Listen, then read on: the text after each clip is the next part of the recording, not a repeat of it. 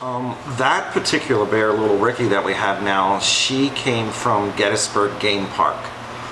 They had an enclosure in Gettysburg that had 3 bears in it, and it didn't have the structural strength. And so the bears, the Game Commission took the 3 bears away from that facility, and they had to find, since it's a captive wild animal, they had to find homes for 3 bears. And they called me to see if I could take 1 or more of the bears, and I told them I would take the smallest one, so I took Little Ricki. We've always have had bears here. My father built the business in 1958, and he built the bear cages in 1960.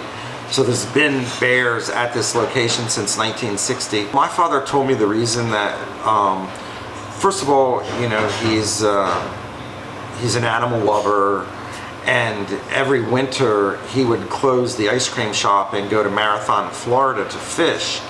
And on the way down 95, they would have exhibits that you could get off 95 and look at alligators and bears, or you know, roadside menageries along the way. And he thought, oh, you know, he said, I'll do that back in Pennsylvania. And so that's how the little menagerie started.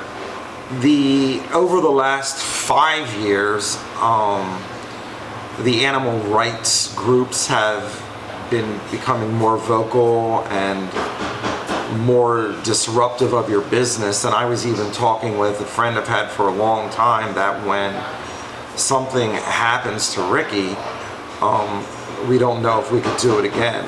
In the past lawsuits, they tried to get the people I got my permits and licenses from to remove the licenses, but we were following rules and regulations, so they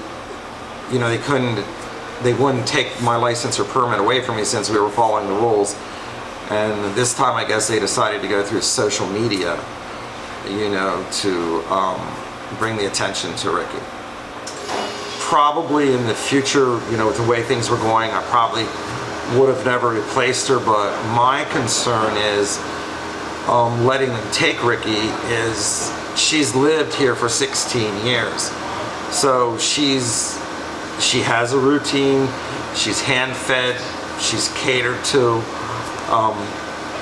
and she's used to that, her house, her setting. She's, you know, I'm sure she's comfortable there. She's always been well taken care of. And when they move her to a sanctuary that has a lot of acres, will they feed her every day? Will she have to go find her own food? You know, will her, you know, she won't get treats, you know, like she normally gets, you know. I just don't know if, you know, I'm hoping if, you know, we let her go, it's a good experience for her and not a bad, you know, because I just don't know. I mean, she is 18, they can live to be 30-some years old, but, you know, just being set in her ways and living here that long, you know, she's so used to everything that's happened, and I don't know, you know, how she's gonna, you know, how much she's gonna have to fend for herself and how much they'll care for her. You know, she's not used to being with other bears, you know. Will she have to fight, you know, for food, you know, if do they separate them, you know. Just not sure how good it's gonna be for her to leave her home after 16 years.